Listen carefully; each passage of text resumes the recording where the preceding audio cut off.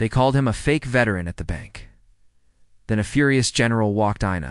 Man was getting increasingly upset as he waited in line at the bank. He just wanted to make a withdrawal so he could pay for his late father's gravestone. But they kept stalling him. "I'm sorry, sir, but we need more time to verify your account." The only thing that made him feel slightly better was the fact that everyone was staring at the two tellers. They clearly didn't know what they were doing. The one who was helping him seemed like she was fresh out of high school. The man knew he had all the documentation needed to withdraw money from his father's account, because he had done it before. Wasn't sure why there was a problem now. The longer they kept him waiting, the angrier he got. "Sir, can I see some identification?" asked the young teller. "I already gave you my driver's license," said the man. "Yes, sir, but that doesn't have your picture on it," replied the teller. "This is my ID. I've given it to you." "Sorry, sir, but you know the rules. Need to see a photo ID, or else we can't proceed with the transaction." The man thought it was ridiculous. He pulled his military ID from his wallet and laid it on the counter. "Does this look like a fake ID to you?" he asked, his voice tight with anger. The teller looked at the ID and then back at the man. "I'm sorry, sir, but I can't accept that as ID." "You have to be joking," said the man. "You don't believe I'm a veteran? This is my military ID card?" "Of course I believe you, sir. It's just that we need to follow the rules. I'm sorry." Then another customer in line couldn't hold back any longer. "Hey, if you think he's a fraud, why don't you call the police and get them to verify his ID instead of keeping him waiting here like this?" The man was grateful for the support. Maybe someone would finally come to his aid. The teller looked flustered and stammered, No, that's not necessary. I'm just checking the system right now. It must be down or something. I can't access the account for some reason." "Oh, great," the man said sarcastically.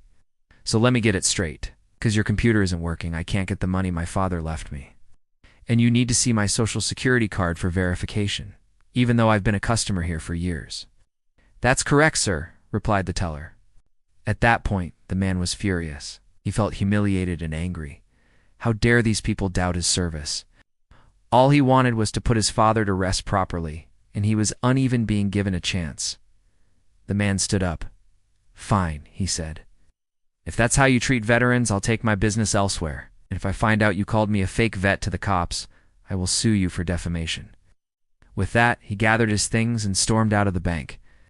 He went to a different branch where he always did his banking, and they helped him immediately. He got the money and went to buy the gravestone. As he drove away from the other branch, he saw the first one in the distance, decided to drive closer to check it out. To his surprise, there were 3 police cars outside the building. He stopped and walked in. He wanted to see if those incompetent tellers had actually called the cops on him.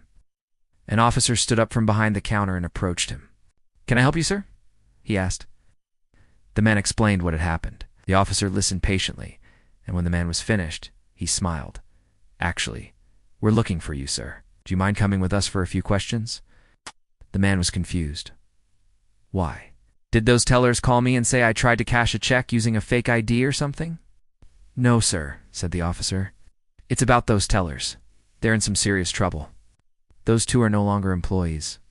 We received a complaint that they treated a veteran badly and were investigating." Then he noticed the man's military ID on the counter. He picked it up and looked at it. "Were you in the Army?" he asked. The man nodded. "For 6 years," he replied. "What branch?" "Air Force." The officer was stunned. "Me too. I was in from 93 to 2001. I was a medic." "I was in supply," said the man. "Ah, so you weren't deployed much, huh?" The man shook his head. "No, most of my time was spent stateside." The officer nodded in understanding. "Yeah, me too." Suddenly a voice boomed from behind them. Did someone say the word supply? Or both men turned around to see a tall, muscular man with short, neat gray hair striding towards them. He wore a crisp black suit that screamed wealth. His eyes were sharp and intense, and his posture was straight and confident. The man knew that look. It was the look of a soldier who had seen hell and come back from it, but he had never seen it on a civilian before. Yes, sir," said the man. "I was just telling this fine gentleman that I was in the Air Force from 93 to 2001. "Really?" "So was I," said the stranger. "I was a master sergeant." The man was shocked. Could this be true? Was this rich guy also a veteran? "Yes, sir," said the man. "I was just saying that I was in supply." "Same," said the stranger, grinning. "But I was in charge of supply for an entire division." "Oh, really? It sounds important." said the man, trying to sound casual. Very important, replied the stranger with a wink. Enough about me. Sir, you said you were a veteran. Which branch? The man hesitated. I was in the Army Reserves. Oh yeah, what was your most? I was a mechanic, said the man. Me too, replied the stranger. Except I worked on aircraft. Oh really? What kind? All kinds. I was a jet mechanic. You wouldn't know me, said the stranger. The man shook his head. Nope, sorry. How about you? Where were you stationed? Mostly Fort Sill, replied the man. That's where they train artillerymen. But I did some time at Fort Leonard Wood, too. Where were you stationed? Oh, everywhere. Germany, Iraq, Afghanistan, you name it. I've probably been there, said the stranger. Wow, sounds exciting, said the man. Not really. It was dangerous. I saw a lot of death. It was crazy, said the stranger. Death is crazy, agreed the man. I lost half my platoon in Afghanistan.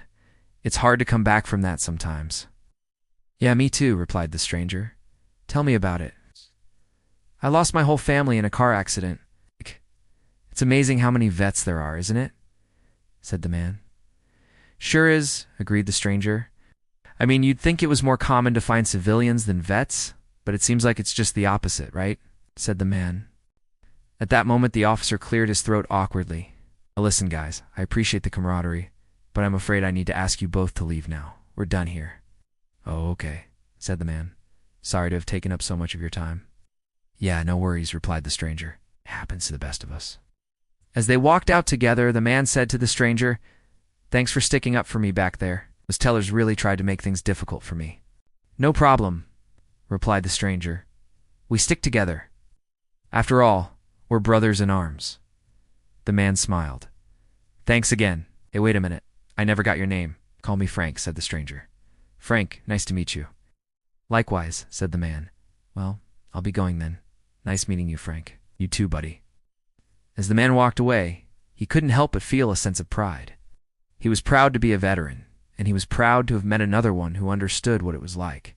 He knew that no matter where he went or what he did, he would always have the support of his brothers and sisters in arms.